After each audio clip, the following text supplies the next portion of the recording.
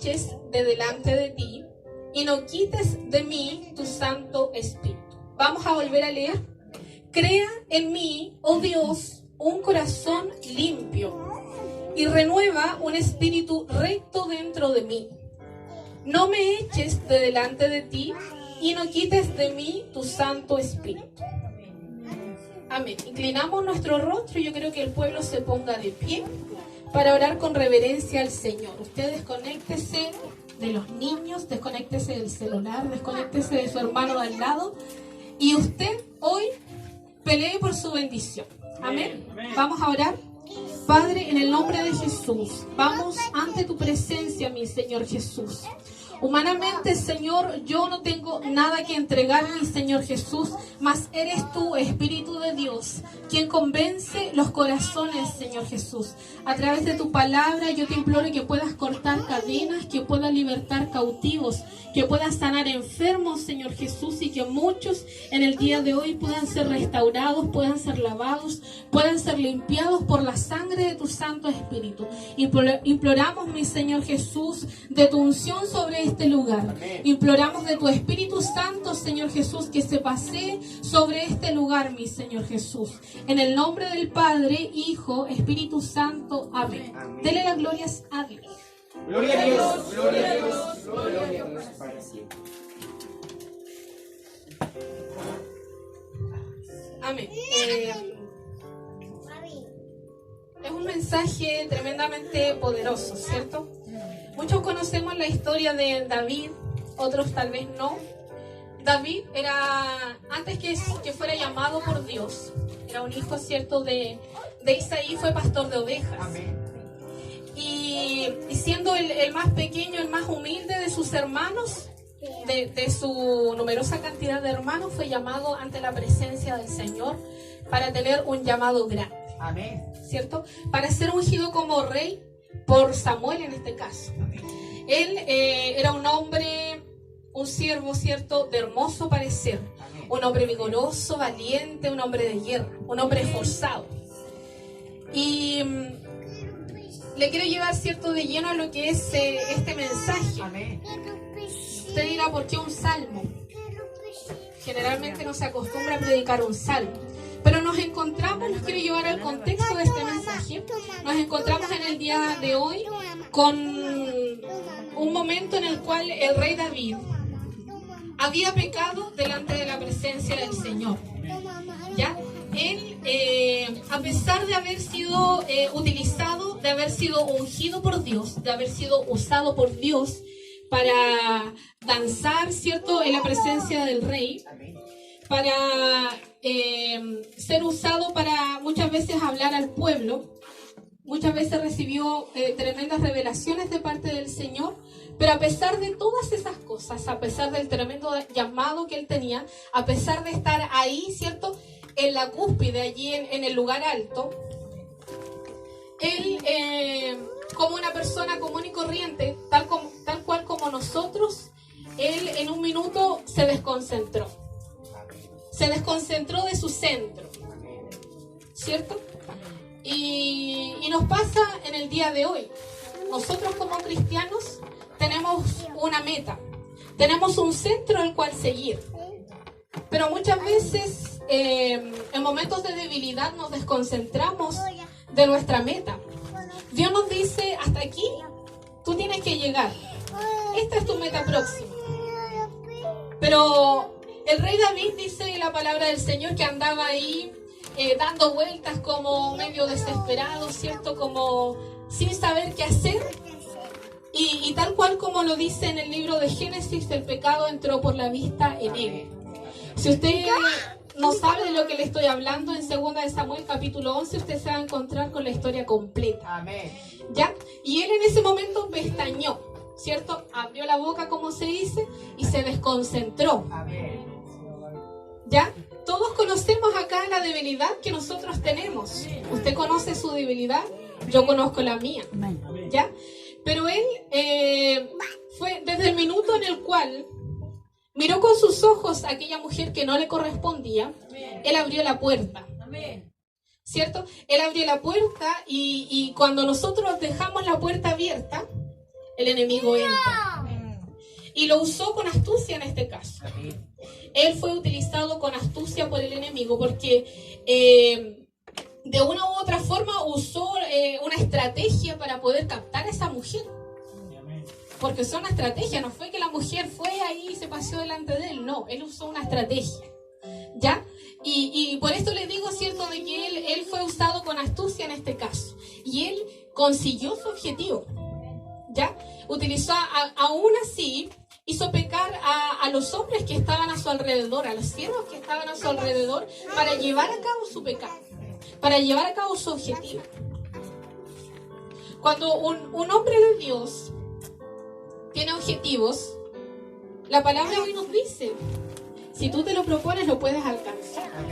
Él usó sus estrategias, pero lo usó de mala manera. ¿Ya? Y independiente de todo esto, ¿cierto? Él llevó a cabo su pecado, pero pensó que nadie lo había visto. Pensó que lo había hecho violenta, ¿cómo se dice? Como decimos nosotros, ¿cierto? En secreto, donde nadie nos ve. Pero ahí había un Dios que lo estaba mirando. Él intentó hacerlo todo oculto, ¿cierto? Pero como ante los ojos de Dios, nada es oculto. Ante los ojos de Dios, todas las cosas están descubiertas. Y no pudo haber consumado el pecado en sí, sino que también ese pecado lo llevó a una consecuencia. Usted, mi hermano, usted, mi hermana, usted peca por naturaleza, porque su naturaleza es pecaminosa. Nuestro pastor siempre nos ha enseñado que desde pequeños nosotros somos entrenados para la carne. Somos entrenados, ¿cierto?, para la carne, para dormir, para flojear, para satisfacer a nuestra carne. Pero nadie nos ha enseñado en el espíritu. Nadie nos ha enseñado desde niños, ¿cierto? Tal vez día a día tienes que orar, hijito, aunque los niños a su manera lo pueden hacer también. ¿Ya? El pecado en el fondo acá lo llevó a una consecuencia. Producto de esta consecuencia, él realiza esta oración. ¿Ya? Una oración de, como lo dice su título, de arrepentimiento, de humillación, donde él imploraba que Dios lo purificara. Amén. El pecado a él lo había cegado, tanto así que él ni siquiera se había dado cuenta que había cometido un error ante la presencia de Dios. Amén, sí. ¿Ya? ¿Y cómo él se da cuenta? Si usted se va a la historia bíblica, el profeta Natán fue y lo confrontó. Sí. Pero sabe que el profeta Natán fue tan utilizado por Dios que lo hizo de una manera muy sutil. De una manera muy sabia, como dice nuestro hermano Diego. Me quitó la palabra, la tenía aquí y me la quitó. ¿Ya? Él lo hizo de una manera muy inteligente en este caso. Él le contó una historia y posteriormente lo confronta. Amén. Sí. Y le dice, le abre los ojos en el fondo y le dice que lo que él estaba haciendo había sido malo ante los ojos de Dios. Amén. Y ahí, como se dice, al rey David se le cayó la teja, ¿cierto? Y despertó y dijo, en realidad me equivoqué. ¿Qué hice? En realidad yo siendo el rey, ¿qué error he cometido? Porque muchas veces pecamos y no nos damos cuenta de lo que estamos jugando, de lo que estamos perdiendo. Muchas veces hemos estado aquí de encontrar, de alcanzar la bendición que Dios tiene en nosotros, de poder, de que Dios suelte lo que tiene para nuestras vidas, pero nos adelantamos porque somos emocionales. Nos adelantamos y queremos actuar a nuestra manera. Y él se apresuró en un momento tal vez de desesperación, donde no sabía qué hacer. Tal vez podía haberse ido a orar ante la presencia de Dios, pero él no lo hizo. Sino que él fue y actuó por impulso. Él se dejó guiar por la carne. ¿Ya? Y así muchas veces nos pasa a nosotros. El hombre, cierto, como yo les decía, es pecador por naturaleza. Amén. Sin embargo, cuando usted llega ante los caminos del Señor, el viejo hombre debe desaparecer de usted, debe dejar de ser alimentado. Y yo creo que hoy día todas las almas que han llegado ante la casa del Rey, de Dios, puedan decirle al viejo hombre que se muera, que ya no les pertenece a ustedes, que ya no me pertenece a mí. Dejemos en el día de hoy de alimentar al viejo hombre. ¿Ya? El rey David se había visto, cierto, confrontado por el profeta Natán. Y dice, lo lleva a hacer esta oración que dice, crea en mí, oh Dios, un corazón limpio. en mí, oh Dios, un corazón limpio. Yo buscaba el significado del verbo crear. Porque fíjese usted en el verbo que utiliza en este pasaje de la Biblia. Crea en mí, oh Dios, un corazón limpio. Dice su palabra en el libro de Génesis capítulo 1, versículo 1. En el principio creó Dios los cielos y la tierra. Y la tierra estaba desordenada y vacía. Y las tinieblas estaban sobre la faz del abismo. Y el Espíritu de Dios, fíjese el contraste que hay aquí. Y el Espíritu de Dios, aunque estaba el caos, el desorden, el Espíritu de Dios se movía sobre la faz de las aguas. O sea, muchas veces en nuestra vida está el caos. Está el desastre, el desorden. Y te metes, como se dice, en la pata de los caballos. Y ahora aquí, ¿cómo me salgo de esto? ¿Qué hice, Señor? Porque cuando tú reaccionas, vienes a dimensionar lo que hiciste. Vienes a dimensionar lo que has perdido. A nadie se le entrega un manual de cómo seguir esta vida, ¿cierto? Y en medio del caos, él estaba en medio del caos, estaba en medio del desastre, estaba pidiendo auxilio al Señor. Le estaba pidiendo una ayuda. Estaba diciendo, Señor, no sé cómo salir de esto. Señor, ayúdame porque yo no puedo.